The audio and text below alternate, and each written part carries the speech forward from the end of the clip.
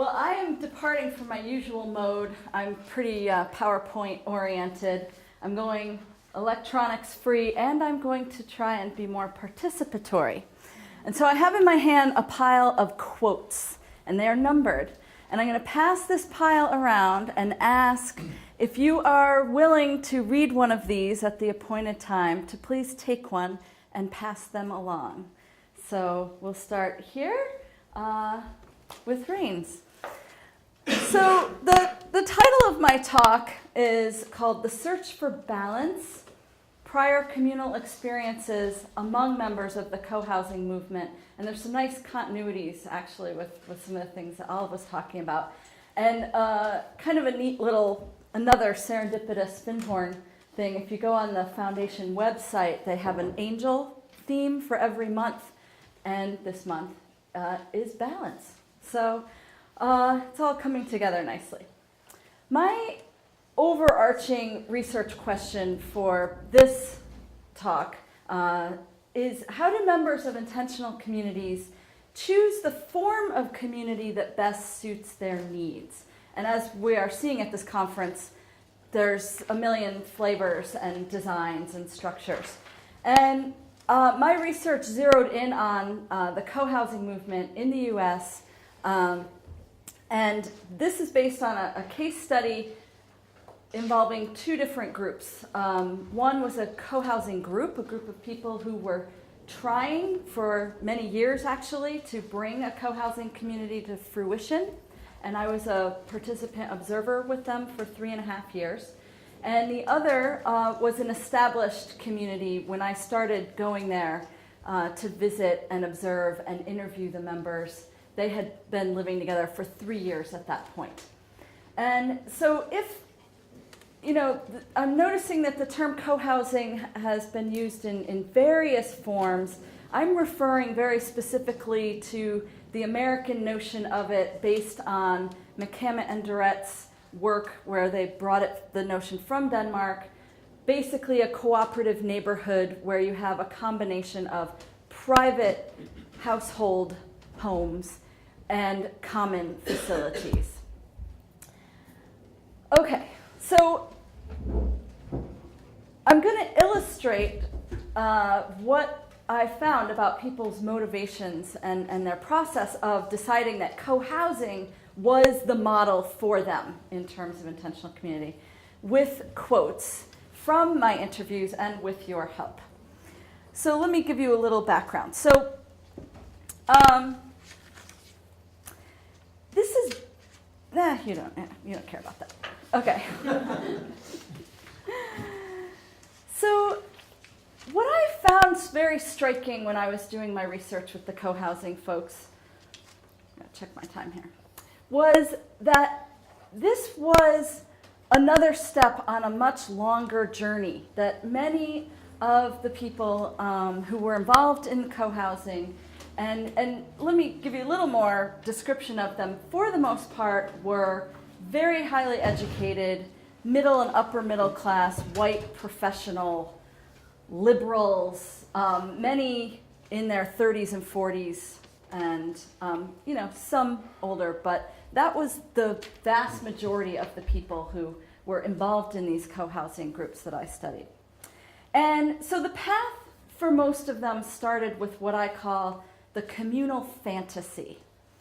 And this communal fantasy often got kindled for them in college, either through studying and reading about utopian societies, B.F. Skinner's Walden 2, things like this, or through their own experience in cooperative households, either the formal student co-ops that are in some large university towns in the U.S., or more informal sharing of a bunch of friends sharing a big house, and also the residence halls, the dorm life, which I'm quite reminded of here, eating our meals communally. And so they had these very fond notions of this, and many of them developed their dreams of communal life with friends or family. And most of these fantasies that they described to me were very much structured like co-housing. And in fact, it was striking to me because one of my friends in college was expressing one of these communal fantasies. We all need to, in a few years when we're done with school, let's go meet up, we'll buy land, we'll all have our own cabin, we'll have an art studio, we'll do this. And these are the same kinds of stories. So let's hear our first quote from my interviews, The Seeds of the Idea, quote number 4. And Rains, also, for the benefit, I might, if people can read their quote, projecting into the audience. I kind of developed this concept in my head of people living together in a situation where there was some kind of shared space and there was some kind of private space. I was 22, so for years after that I often had dinner with friends. I'd show them this concept. I'd take a big plate and I'd put it in the middle of the table. I'd say, I don't know what I'd call it, but this is the central or the common space. I'd put little cups around the outside and say, now these are the private houses. People were always interested in the idea, but nobody was ever ready to do it at the same moment that I was. And that was very typical of these fantasies that people had shared, some with their siblings, and many had stories about from their own childhood of living on the same block as their aunts and uncles and grandparents, and so on. So the path then took many people to deeper explorations of intentional communities. Many of them had paid visits to various intentional communities, mainly in the States, and they would give me lots of comparisons. I saw it in a way of their flirtations with intentional community. But often they found them too extreme, either ideologically or in terms of experimenting with drugs and sex, and a little too extreme is how they would describe it. And I'll read one quote. One of my fellow co-housers in our co-housing group said, "I'll tell you the truth, some of the themes of the intentional communities worried me a little bit. I mean, a community harmonic convergence dolphin scene." Yeah, so that was expressed by many people. They didn't want to go there. But some did take the plunge. A small minority had, in fact, lived in more traditional communes and intentional communities, such as one of the Federation of Egalitarian Communities, communities in the U.S., Twin Oaks, someone had visited, and several had actually tried to start their own. And that brings us to quote number 9.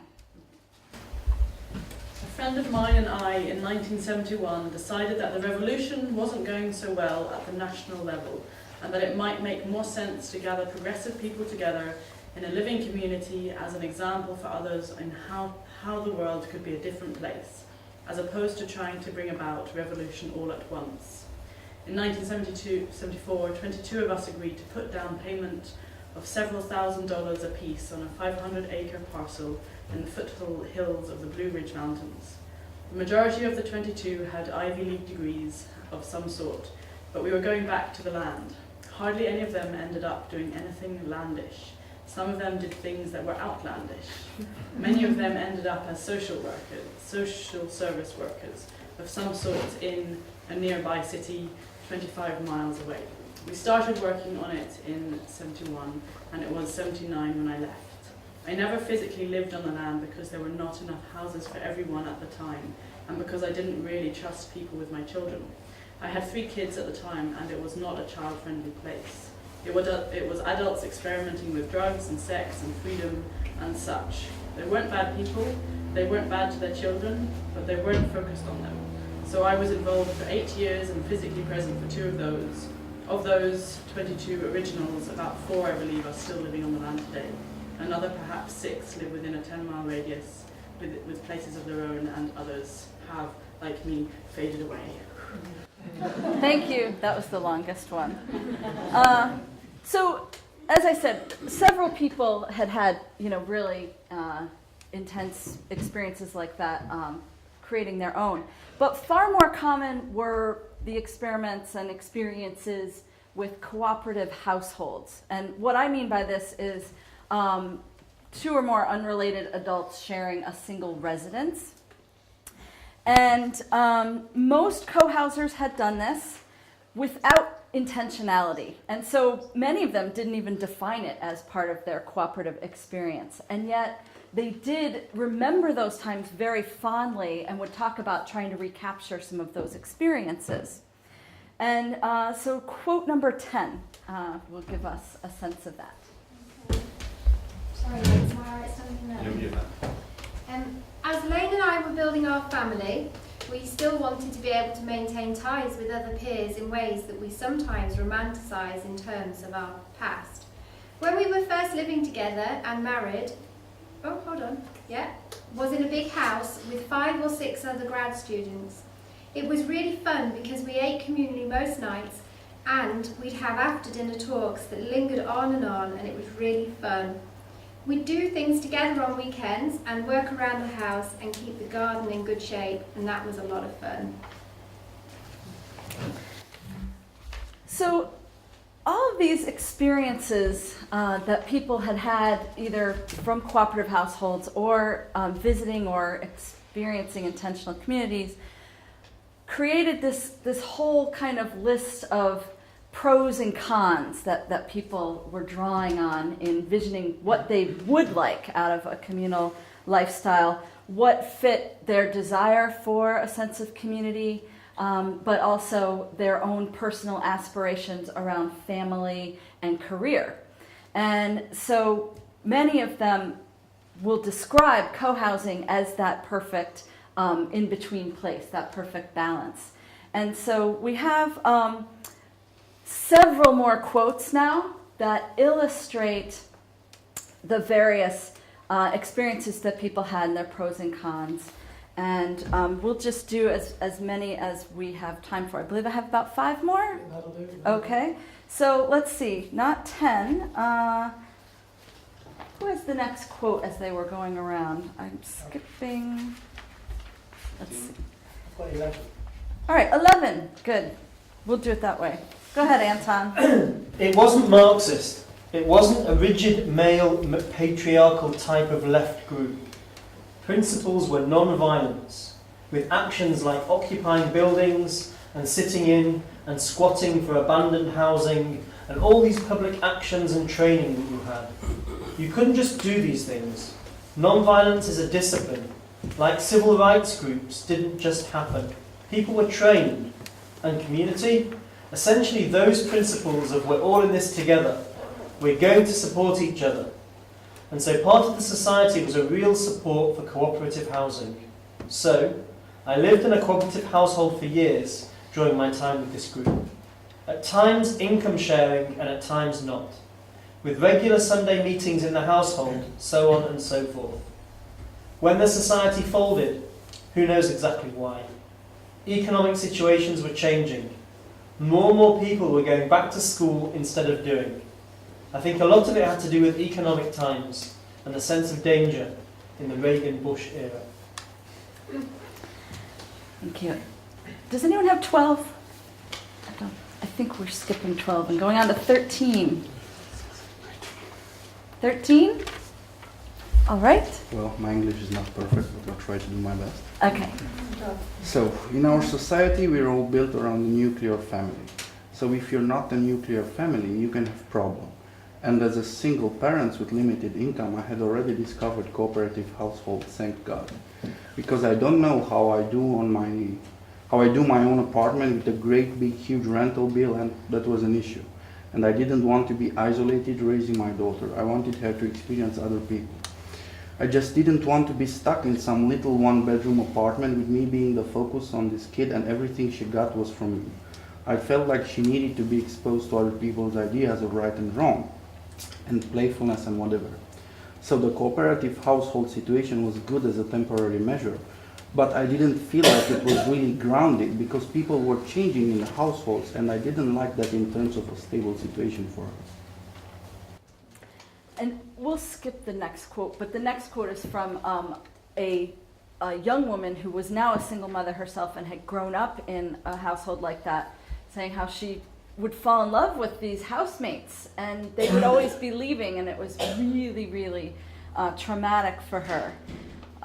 So let's see, I want to get more of the diversity of the quotes. So let's go on to 16. Who has quote 16? Talking about why co-housing is the ideal world, this person. We have our own house. When we're here, it's our private little world, and yet we still have a place where we can go and interact with other people whenever we want to. Whereas if you rent a room in a house, you're sitting in a living room and somebody else can come in. Whoever your renter or house share person is, it's part of their living room as well. This is one step closer to having your own space. Thank you. And I think we have time for one more. How about quote 17? There is something for me that is really wonderful and very supportive about a nuclear family. So I didn't want a situation that sort of went the other way, which is what I imagined happens in kibbutz, but that's me. It's clear to me that there ought to be like a continuum of, at one end, a commune where everyone sleeps in the same bed, to the other end, which is a little tiny shack of thousands, thousands of miles to the nearest house. You know, there ought to be a bunch of varieties, and co-housing is one of those varieties. Thank you all for helping with the quotes. That's just a sampling of the kinds of comparisons that people were doing in their discussions with me about why co-housing was the ideal communal experience for them to pursue. Thank you.